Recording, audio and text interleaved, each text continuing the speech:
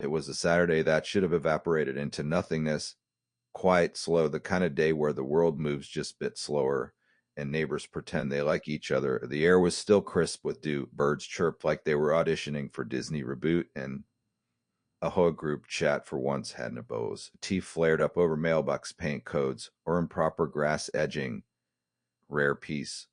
But in the quiet lull that morning, Karen, yes, that Karen, was pacing her pristine concrete like predator scanning for disruption. She'd looped her cul-de-sac twice with that hyperactive Pomeranian, her gaze flitting back again and again to the end of the street where my driveway curved like forbidden zone, my Lamborghini Huracan, half covered under heat-proof tarp, set like firecracker someone forgot to detonate. And she hated it. Hated that something so audacious, so unrepentantly beautiful, had settled into her beige-colored fiefin without her permission. There's reason most people call her Ho with legs. Karen didn't just enforce the rules.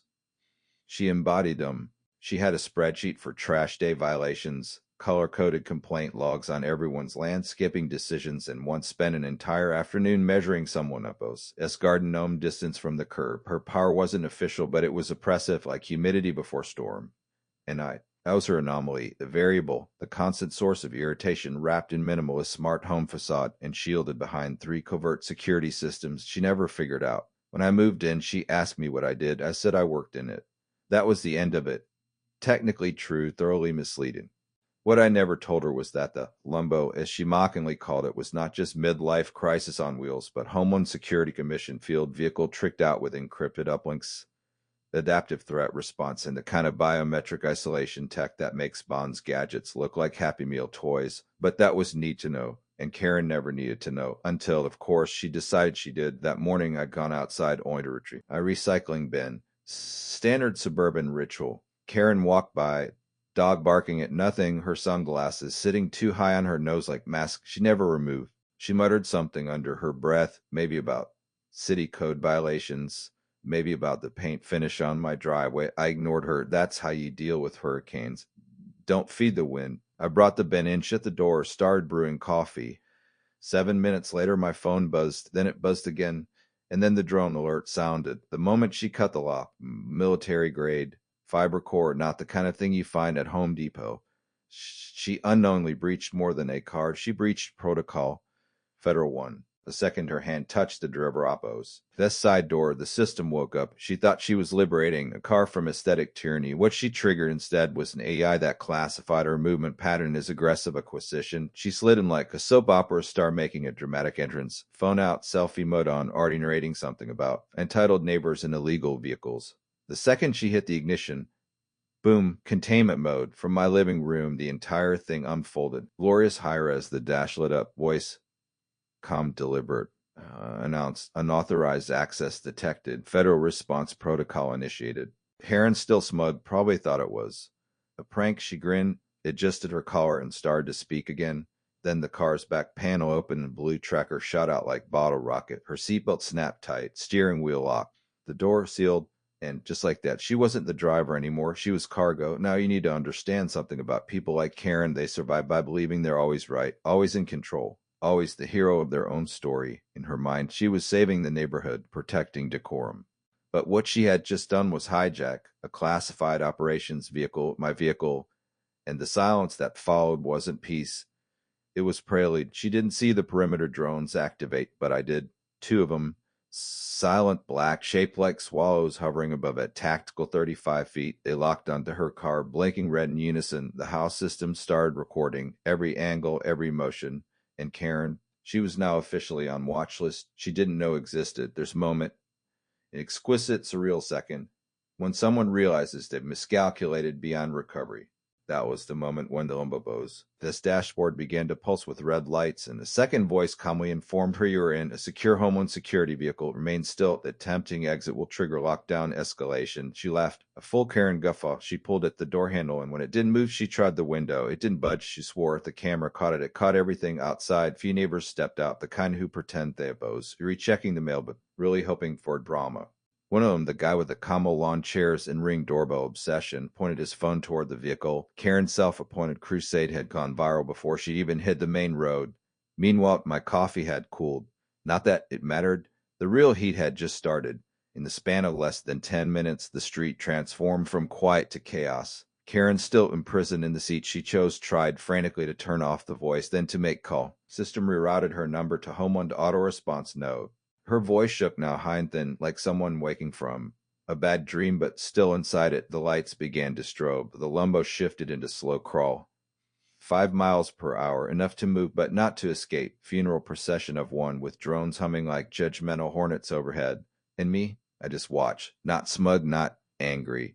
Detached. This wasn't personal. This was protocol. When Agent Ray's called, his voice had that infuriatingly casual lilt. She finally did it, he asked. Yeah, I replied. She finally did it, he laughed. Let her cook little. We've got 2 units converging now, and that was it. No sirens, no SWAT, just woman in pastel athletic wear sitting inside federal Sting vehicle being escorted by AI through her own neighborhood while every Ring cam and TikTok account in 10 house radius recorded her meltdown. I didn't design the system to humiliate anyone, but I did design it to be thorough, and thorough is merciless in the hands of bureaucracy. Every blink, every word. Every poorly considered movement Karen made was now part of an immutable log chain, not because she was the threat, but because she crossed a line no one told her existed. She cut a lot, but she had no idea. It wasn't metal she sliced. It was the perimeter of world built on secrets she never had clearance to touch. And that was only the beginning, Bose. As self-righteous descent didn't end in my driveway. It began there, sure, with bolt cutter camera and the kind of confidence that only comes from life spent unchecked. But the road from that ignition button to the full unraveling of her empire was paved with more than federal protocol and blinking lights. It was paved with the things Karen feared most. Losing control, losing face, and perhaps worst of all, being ignored as her hijacked ride crept past each house flanked by drones that looked more like Psy gargoyles than anything the local police could afford. The neighborhood began to stir. People peeked out from their windows. Children stood frozen with their basketballs half dribbled, and retiree paused mid-hose, water arcing across his lawn like an unintentional salute.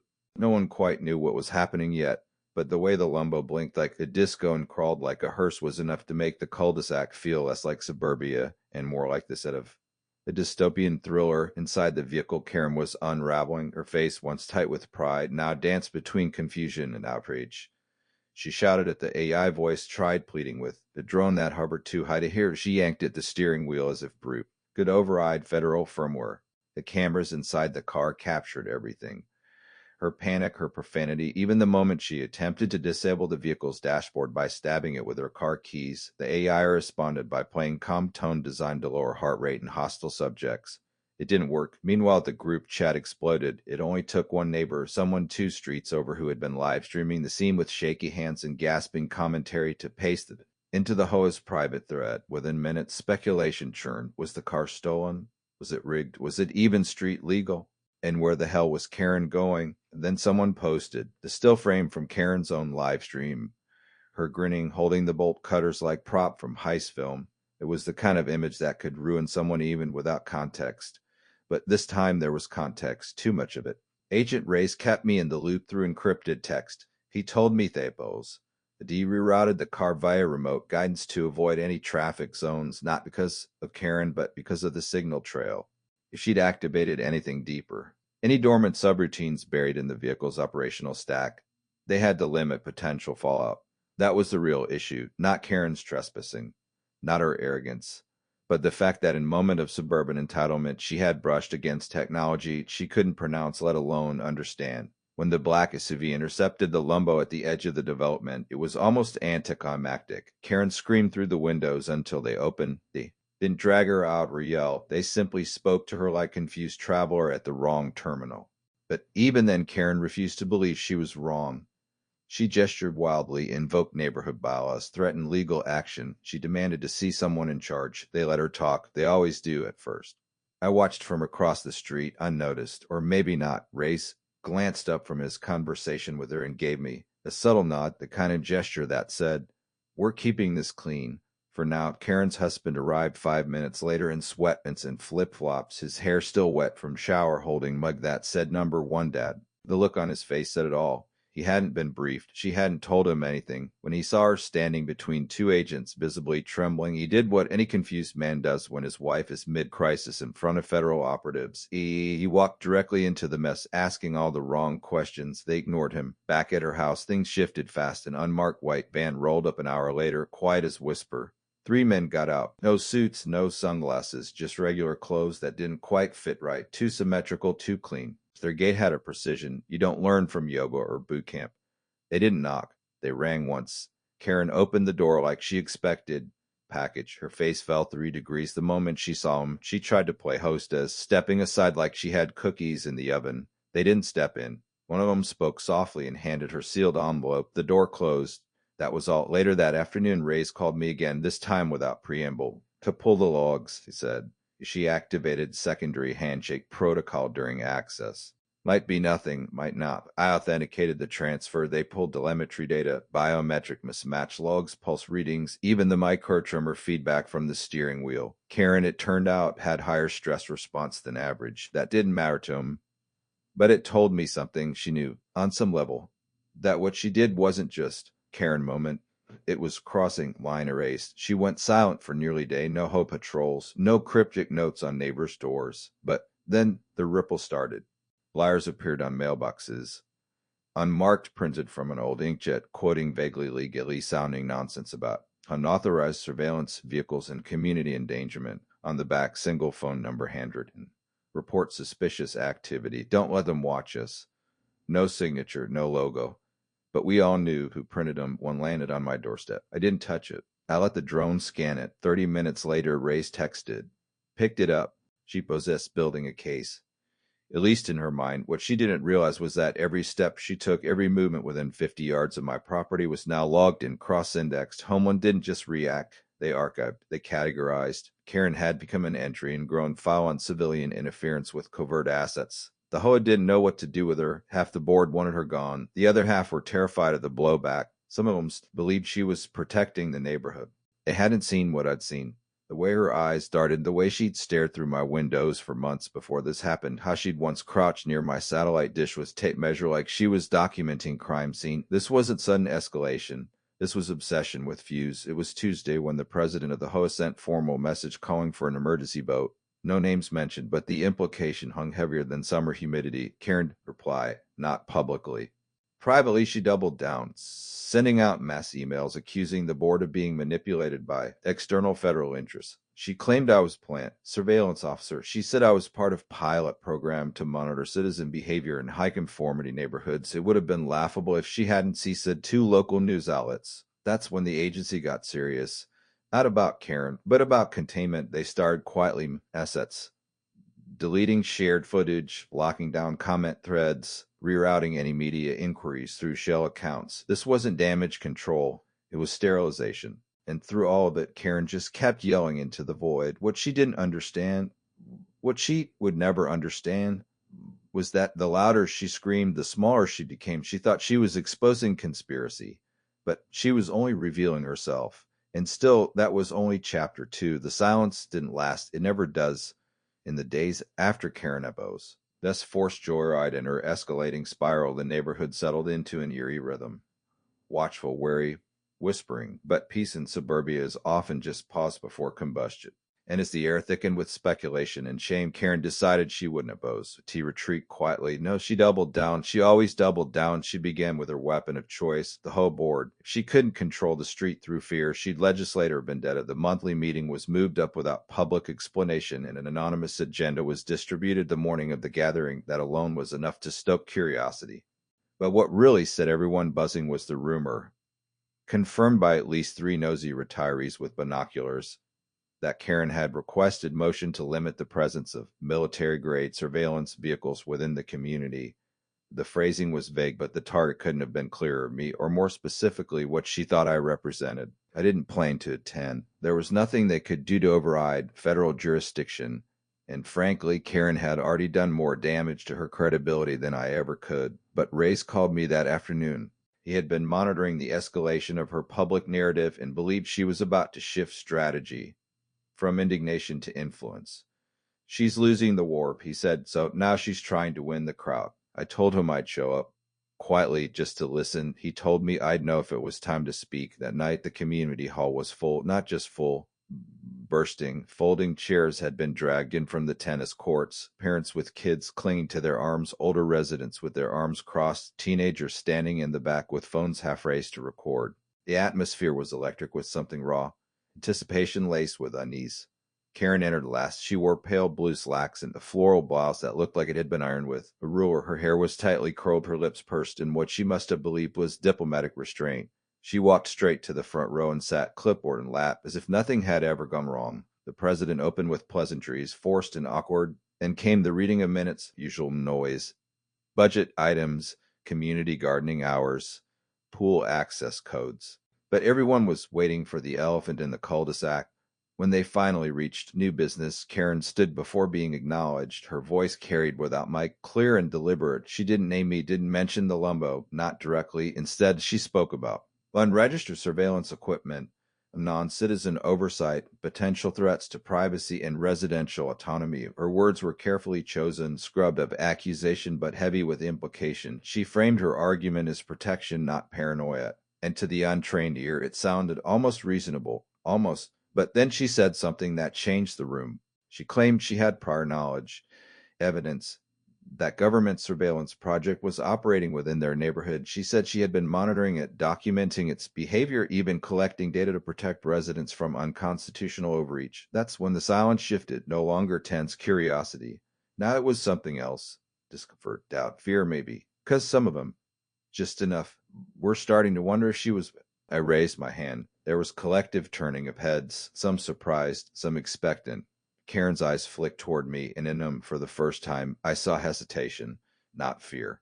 Just the subtle dawning awareness that her narrative had finally called its counterweight. I didn't speak about the car, not at first. I spoke about protocol, about jurisdiction, about what it meant for any civilian to interact with classified federal property. I kept my tone neutral, my words chosen with surgical precision. Then I addressed the board. What is Karen is proposing, I said, is not motion for safety. It's mechanism for personal control, born out of misunderstanding and fueled by fear. Karen interrupted. She said I was deflecting.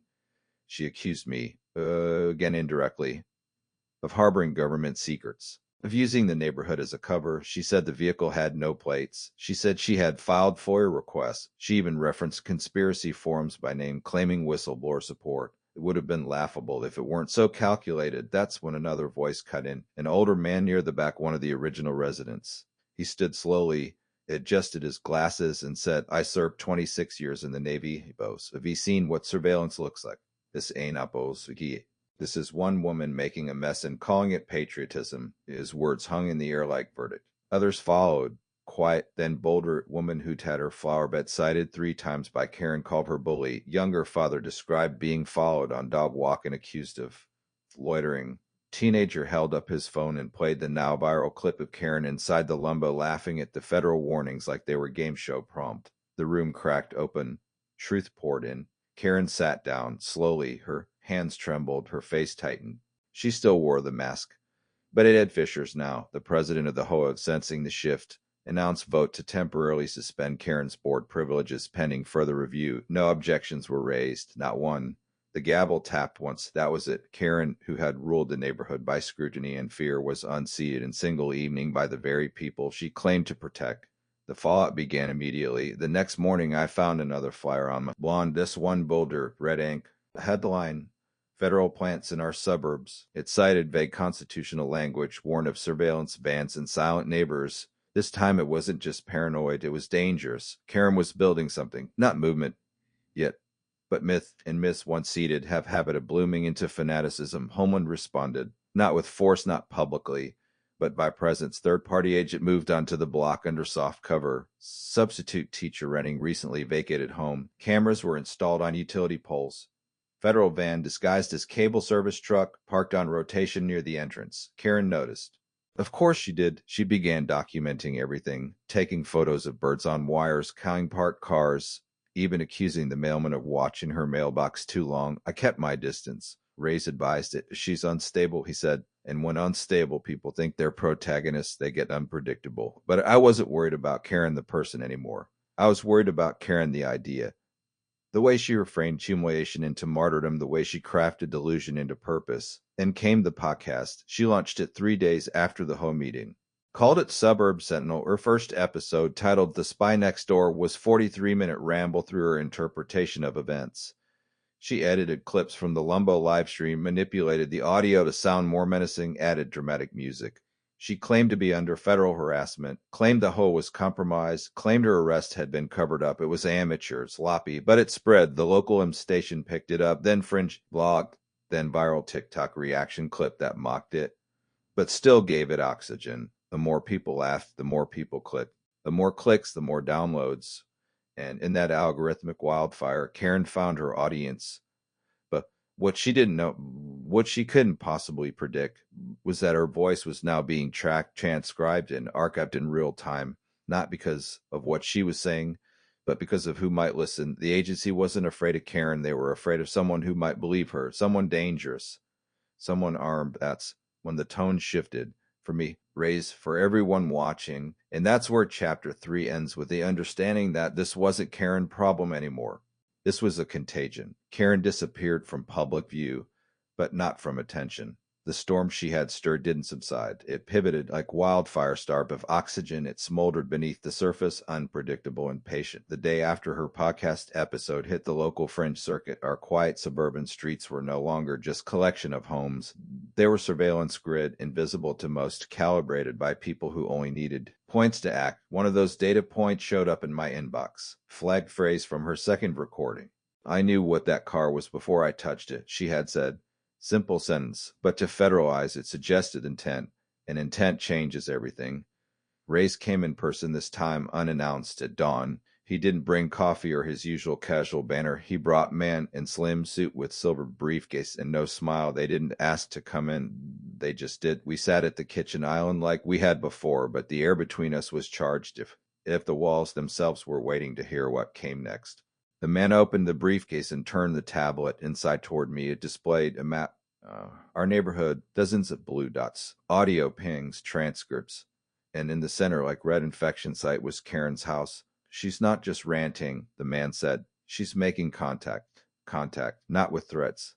Yet, but with communities of people who lived in digital shadows. Anti-government forums, decentralized media pods, loosely moderated live streams with thousands of viewers and no filters. She had become cautionary tale and call to arms at the same time. It wasn't the content that worried him, it was the momentum. Her story was mutating, shifting from Karen got owned by spy car to Patriot exposes federal cover-up. And people were believing it. The Dodge had prepared civil notice, quietly served. Cease and desist wrapped in language soft enough not to provoke, but sharp enough to warn. Karen tore it down, according to neighbor, before the ink dried on the envelope. But she didn't confront it in person. No more flyers, no more front yard patrols. Inward toward her network. We caught glimpses of her through the blinds. Always typing, always recording, sometimes talking animatedly to an unseen camera. The curtain never stayed open long. The hose still rattled from her fall, decided on final vote to formally remove her from all positions. It passed unanimously. She didn't attend, didn't call, didn't resist. That scared people more than if she had, because silence from someone like Karen was never surrender, it was recalibration. The agency escalated their quiet presence. Disguised cable truck now parked nightly in alternating spots. A different delivery man began making daily stops at her house, never carrying anything. Just scanning, logging. The retired analyst 2 doors down, now operating under full cover, told me he'd intercepted messages between Karen and private domain server known for laundering extremist narratives. Still nothing overtly actionable.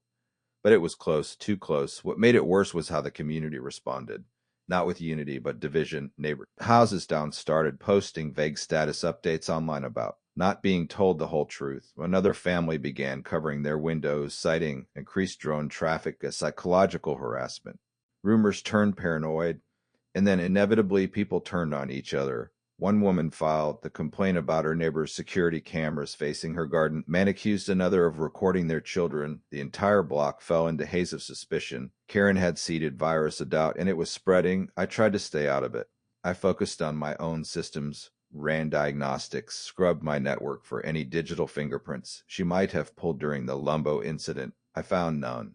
But I did find something else. Tiny bursts of outbound data from one of the drones that day. It had captured full facial scan of Karen during the lockdown, not just images. Biofeedback, retinal mapping, microexpression patterns. The file was tagged Level 2 non-combatant anomaly. I had never seen that classification before. When I flagged it to Ray's, he only said, "That's above your clearance," but I couldn't let it go. Not because of Karen, as of what came next. 3 nights later, someone spray painted the word mole on my garage in red. It wasn't so. It wasn't even spelled correctly. It said mole, but the message was clear. Someone believed Karen, or at least wanted to. I scrubbed it clean before sunrise, filed the incident, and increased the perimeter alarms. That same day, Ray's returned with another face. Woman this time. Dark suit, no name offered, carrying tablet of her own. She showed me brief video of Karen's latest live broadcast. In it, Karen claimed she had backed up data proving the Lambo was part of a federal civilian conditioning system. She said she had emails, recordings, diagrams. None of it was, but she was convincing. Worse, she looked calm, measured, like whistleblower, not lunatic. The woman in the suit told me that if Karen released even forged set of documents into the wrong circles, the agency would be forced to act, and not quietly. That's when I realized they weren't worried about Karen exposing truth. They were worried about her creating fiction that looked enough like truth to spark action. One unstable viewer, one angry follower, that's all it took. I asked what they planned to do. She didn't answer. Instead, she opened a file labeled Property Consolidation Protocol. Inside was purchase agreement, quite legally airtight. For the hose operating building, the Shell Trust was already in my name. They were giving me the keys not just to protect the asset, but to neutralize Karen's remaining influence completely. With no access to the board and no platform inside the system, she'd be cut off. I didn't hesitate. I signed it. The next morning, I walked into the Ho office and handed the envelope to the president. She looked at it, pale and blinking, then back at me. I placed a small box on the desk beside her. Inside, printouts of Karen's podcasts, digital copies of her conspiracy flyers, and USB containing her live stream segments with embedded metadata proving forgery. I don't want control, I said, but if she pushes this any further, I will release everything. I left without another word. Week passed. Karen was removed from the Ho by formal motion. Her voting privileges, committee access, and even group chat credentials were deleted. Her name didn't appear on any future ballots. She didn't contest it. She didn't respond. She vanished, at least from the physical world. Then quietly I organized a commute BBU. No speeches, no agendas, just food, music, and one massive banner hung from the gazebo that read, "Open to all neighbors." Except one. People laughed. They came in droves. Kids ran around. Adults posed next to cardboard cut out of the Lambo someone had made as joke.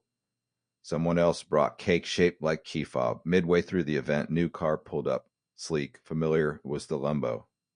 Rebuilt, repainted, remapped. Now labeled demonstration unit inactive. Symbolic return message. The neighborhood gathered around it, touched it, laughed with it. What once terrified them now amused them. Fear had become novelty. Across the street, through a sliver of curtain, I saw her, Karen, watching. Silent, alone, the woman who once controlled this place with binders and bylaws now stood behind glass, invisible and irrelevant. And for the first time, I realized what her worst punishment truly was. It wasn't investigation. It wasn't exposure. It wasn't exile. It was that the world had moved on without her. And the story she tried to hijack had never been hers to begin with. The party had ended, but the quiet that followed wasn't peace. It was surveillance, not the kind Karen ranted about, but the kind you can't see, can't feel, can't shake. The Lambo, now hollowed out demonstration shell, sat in my driveway like monument to irony. People passed it on morning walks and waved, took selfies, even joked about adding it to the local Ho parade float season. But none of them really knew. Not about the protocols, not about the fallout. And certainly not about the final message I received from Ray's just as the sun dipped behind the trees that evening. She was officially flagged, no longer your problem. But I knew better. Karen was never going to vanish quietly. Her ego didn't permit absence. It only tolerated recalibration. And while the world outside moved on, hosting barbecues, snapping memes, crafting punchlines, Karen stayed behind her curtains, behind the increasingly desperate illusion that she still mattered. Days passed. She didn't show her face, didn't patrol the sidewalks. The Hoa newsletter returned to its bland neutrality. But something about the silence felt performative, like the breath before the scream. I reviewed my internal logs nightly, tracing every alert, every anomaly. Most were harmless. wildlife delivery drones, teenagers' toy helicopter that hovered too close to the Lambo. But one alert, 3 nights later, came in with different signature, not movement, not motion, frequency. Someone had tried to ping the Lambo's old network protocols. Not from outside the block, from within 150 feet. Karen was probing the system to respond. The Lambo had been stripped of its comm stack, wiped, sterilized. But the attempt triggered a failsafe, an encrypted beacon to my private server and mirrored notification to Homeland's adaptive response cloud. Reyes called me immediately. She's still trying, he said. But it's what she says next that will decide how we respond. The next day it happened. Local podcast. Low-budget show run by 2 amateur conspiracy chasers.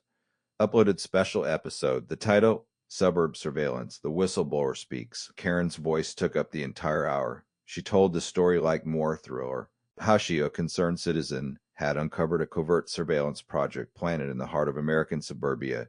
How she had been silenced, threatened, stripped of power. She claimed she had digital documents proving government agents had infiltrated civilian life, and that I was one of them. Deep sleeper operative running silent diagnostics on social compliance. She called the Lambo behavioral response node. None of it was true. All of it was dangerous. Someone might believe her, and someone did. The video was shared on 4 forums known for trafficking in radicalized content. On one of them, a comment was posted less than 2 hours later. If the government's watching us, maybe it's time we watch back. The IP was traced to an address less than 30 miles from our neighborhood. It wasn't threat yet, but it was start. That same afternoon, new vehicle pulled up outside my house. Not black, not federal, civilian, but the man who stepped out carried himself like he knew where the cameras were. He wore khakis. Navy windbreaker. Distinctive. He did not. He walked straight up to my mailbox, opened it, and inserted a padded envelope. Then he left. I opened it under isolation protocol. Inside, a USB drive and a single note in block print. She's not done. Neither are we. I didn't touch the drive. I flagged it. The agency picked it up within the hour. That night, Reyes came back. He didn't sit. He didn't drink. He simply opened folder and said, she's crossed into new category. Catalytic misinformation with national risk. He showed me internal memos. The Dodge was preparing legal package. Not just civil anymore. The charges would range from interference with federal assets to dissemination of classified misinformation to incitement of public instability. Karen was no longer a suburban nuisance. She was now classified as a potential vector. I asked what that meant for me. He said, it means your assignment is over. The words landed with more weight than I expected. I had spent years blending into this neighborhood, playing civilian, maintaining cover, managing the asset. I'd built routines, friendships. I'd learned people's stories, celebrated their birthdays, helped fix their routers. And now it was time to vanish. Just like the Lambo had once appeared, just like it would again somewhere else. That weekend, I packed quietly, no for sale sign. No goodbyes. I had already signed over the property to federal front with different name. The hoe wouldn't even notice. I left behind no personal artifacts. Just the car, now gutted and harmless, and driveway that bore no trace of the story that had unfolded. But I had one last thing to do. For months I'd been buying up small parcels of land around the HOA's central office. Quiet acquisitions. Nothing flesh, just enough to secure control. It wasn't about power. It was about leverage, about ending the story completely before Karen turned fiction into fuel again. I walked into the HOA office Monday morning, handed the new president, Karen's former ally turned reluctant leader, final letter. It wasn't threatening, it was definitive. Effective immediately, the HOA's building lease would be renegotiated or terminated. The trust that now owned the building had zero tolerance for policy abuse, unauthorized governance, or any member with an active federal classification. I left second envelope behind, labeled in case she tries again. Inside was printout of Karen's posts, doctored images, cross-matched metadata, and full Homeland prepared memo detailing the timeline of her behavior. USB sat beside it with encrypted backups. I walked out. I got in the Lambo, turned the ignition. It didn't anymore. It just blinked, toy now, symbol behind curtain. One last time Karen watched. She didn't speak, didn't scream, didn't even twitch, just stood there, ghost behind linen, trapped by a world that no longer needed her drama. She had tried to hijack a system she didn't understand, had tried to weaponize paranoia and personal vendetta into martyrdom, but instead she had become exactly what she feared most, obsolete. I didn't look back. I drove to the edge of the neighborhood, past manicured hedges, past the homes that had played background to federal operation, past the lives that would go on without ever really knowing what had almost happened. My phone buzzed, one last message from Reyes. We're sealed. She's background noise now. You did well. No medals, no headlines, just closure. And Karen, she would whisper for years to anyone who would listen about the man with the car, about the system that replaced her order with silence. But the truth is, no one listens forever, not to static, especially when the transmission has already ended.